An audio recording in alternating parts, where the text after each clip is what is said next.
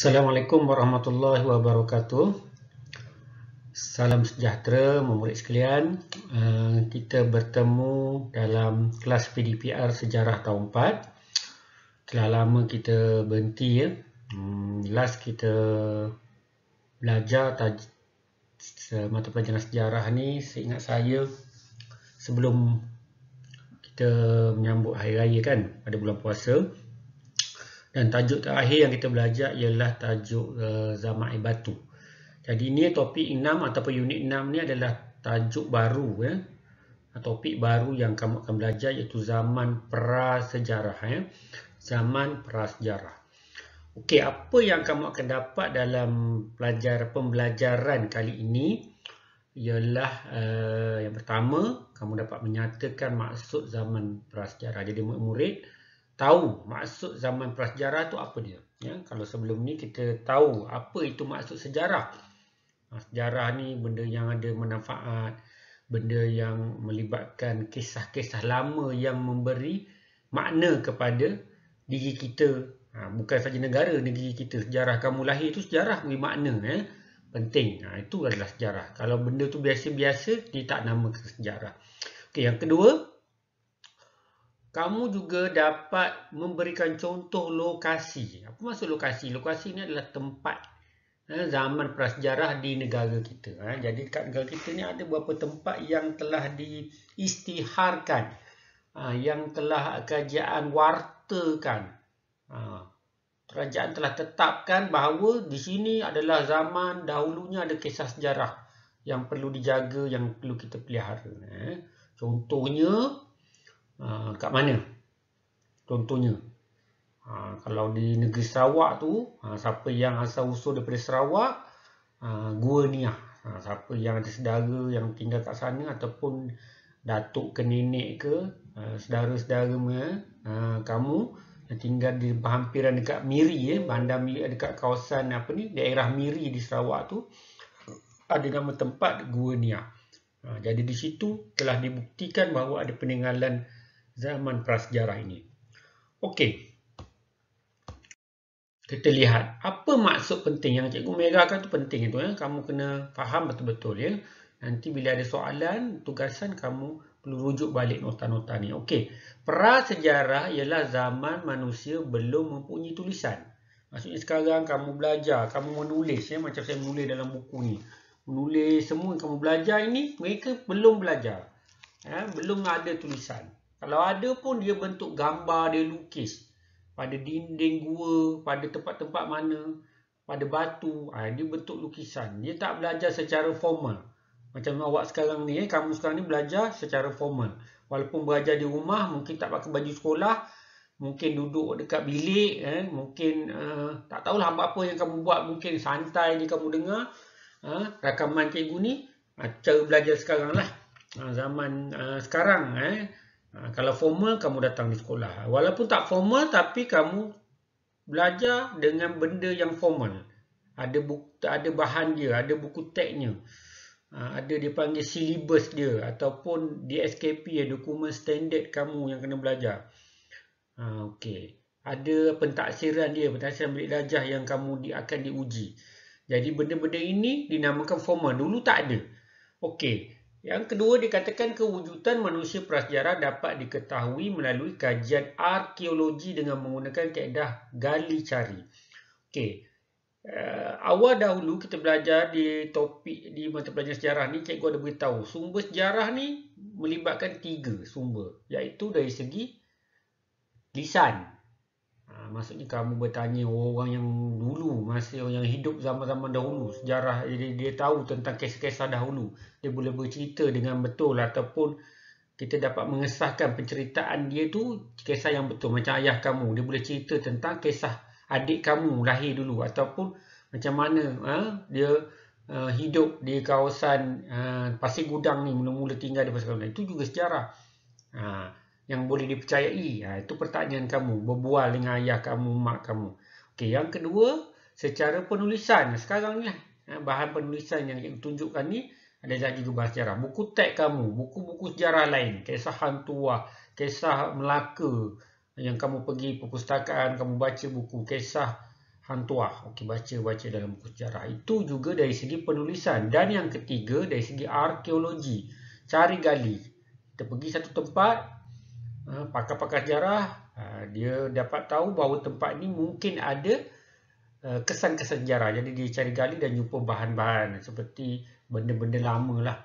Senjata ke, pinggan mangkuk lama ke, yang boleh jadikan bukti sebagai bahan sejarah. Itu disebut arkeologi.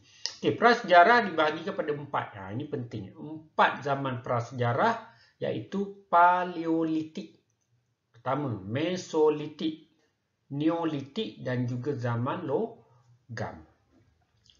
Zaman-zaman ini dia zaman yang ke belakang. Contohnya Paleolitik 40,000 tahun dahulu. Daripada zaman sekarang kita zaman tahun 2021, 40,000 tahun dahulu. Kamu tolaklah berapa umur ataupun tahun tersebut. Mesolitik 10,000 tahun dahulu, Neolitik 5,000 tahun dahulu, zaman logam 2,500 tahun dahulu. Kalau ada mereka lagi yang masih hidup di zaman logam ni sekarang, cikgu nak jumpa kalau kamu kenal lah. Kamu jangan tipu saya lah. Kalau ada lah, setahu saya umur 100 tahun dah ramai yang kita payah nak jumpa lah zaman sekarang hidup lagi. Apatah lagi umur dia 2,500 tahun. Tak ada. Kalau ada magic lah, ataupun dia ni memang Tuhan bagi dia kelebihan dia dari segi kepanjangan umur. Tapi rasanya tak ada lah, mustahil masih hidup 2,500 tahun sehingga sekarang. Okey. Ini kronologi. Kronologi ni adalah peringkat ataupun kita sebut urutan masa. Daripada 40,000 tahun, 10,000, 5,000 sehinggalah sekarang. Tapi ini adalah disebut zaman prasejarah. Lepas ini sejarah. Macam zaman Melaka Hang Tuah itu tak berada di zaman ini. Dia ke atas lagi. Hampir lagi. Tapi itu pun dah kira lama. Ini zaman yang dulu-dulu kalau kita tengok cerita dalam filem tu zaman ada dinosaur lah. Tapi itu kena ada bukti lah. Di zaman ada dinosaur tu, negara kita ada dinosaur tak? Kita tak ada bukti. Tapi kalau di negeri Eropah, negara lain tu saya tak pastilah. Adakah penceritaan tu cerita dongeng ataupun cerita yang sebenar-benarnya. Ada bukti kesan-kesan dia. Mungkin berlaku di zaman inilah. Mungkin. Okey, yang kedua penempatan. Kalau kamu tengok sini penempatan, lokasi prasejarah di Malaysia Ini contoh-contoh yang sebenarnya banyak Contoh-contoh Kota Tampan di Perak. Perak ni negeri utara. Dia ada Kedah, apa lagi Perlis, ada lagi Pulau Pinang. Negeri utara salah satunya Perak. Kita Johor di negeri selatan. Satu-satunya negeri yang di Malaysia ni di sebelah selatan. Kalau Sabah Sarawak tu timur. Kelantan Terengganu tu pun timur Timur Semenanjung Sabah Sarawak. Okey, Tingkayu di Sabah, Gua Niah yang kita sebut tadi di Sarawak, Jenderam Hilir di negeri Selangor, Gua Madai Sabah, Gua Kepah seberang Perai ni Pulau Pinang Bukit Tengkorak Sabah, Gua Cha di Kelantan. Gua Cha ni setahu saya di Gua Musang.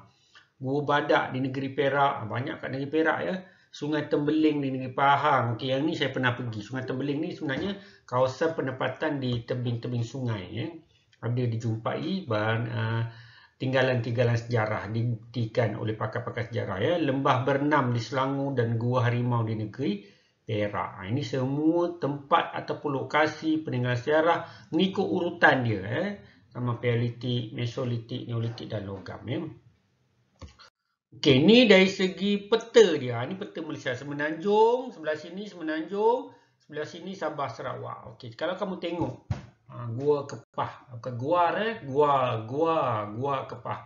Gua Badak di Perak. Itu Gua Harimau di Kota Tampan juga Perak. Gua Cha tu di negeri Kelantan. Sungai Tembeling di negeri Pahang. Lembah Bernam di negeri Selangor. Jenderam Hilir, saya tak ada sebut tadi. Jenderam Hilir di Melaka. Gua Niah, Sarawak. Gua Madai di Tingkayu, Sabah. Bukit Tengkorak di Semporna, Sabah. Ini kedudukan dia, tempat-tempat dia. Kalau kamu rasa pernah pergilah di negeri. Negeri Johor setakat ini tak ada lagi. Zaman prasejarah. Tapi zaman sejarah adalah Sejarah-sejarah lama adalah Bukit Kepong, itu sejarah juga. Tapi dia masih baru berbanding prasejarah ni lama, awal. Awal. Bukan zaman Hang Tuah, dia lebih awal lagi pada zaman Hang Tuah. Macam saya sebut tadi, kalau kata ada dinosaur, ada raksa apa ni, dinosaur lah kalau cerita apa ni, cerita kamu filem kamu tengok tu, di zaman inilah kalau betul dibuktikan betul ada dinosaur lah. Okey. Okey, ini ada lagi Bukit Jawa, Lenggong Perak, Gua Kecil di Raut Pahang, Gua Lang, Banting Selangor, Gua Ca tadi dah sebut, Gua Bewah di Terengganu, Bukit Tengkorak pun saya dah sebut tadi. Okey, apa pentingnya bagaimana kita dapat buktikan bahawa tempat ini adalah tempat bersejarah? Tadi dari segi arkeologi dia, sebab dia ada jenis tinggalan yang ditemui di lokasi tersebut sebagai bukti peninggalan sejarah zaman prasejarah. Okey, artifak dan juga fosil. Artifak ni bahan-bahan lama. Contohnya tadilah macam cikgu sebut, penggunaan alat-alat dia, mungkin senjata yang digunakan. Fosil ini macam tulang temulang kerangka manusia. Macam mana dia tahu orang dulu? Dia tahu itu zaman dulu.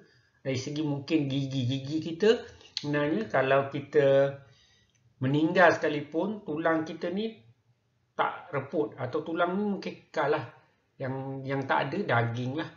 Rambut dah tak ada, mata dah tak ada, hidung dah tak ada. Yang ada tulang hidung, tengkorak kepala, gigi kita. Gigi ni dia boleh ukur umur, berapa umur. Macam kamu kalau kamu hilang sijil lahir, surat beranak kamu tu hilang, kamu hilang ingatan, kamu tak tahu berapa umur, pergi jumpa doktor cek gigi, doktor tu tahu umur kamu berapa. Nama kamu tak boleh lah, cek gigi tahu nama tak boleh lah. Gigi, cek gigi tahu umur, tak boleh tipu. Kalau saya sekarang, saya kata umur saya ni 20 tahun. Bila doktor cek, oh salah, tipu. Rupanya umur dah 44 tahun. Itu dia boleh tahu melalui gigi kita. Kalau jumpa mayat, tak tahu mayat ni siapa, dah reput tinggal tulang, boleh cek tahun dia, bila dia meninggal. Nak tahu siapa dia mungkin tak tahu.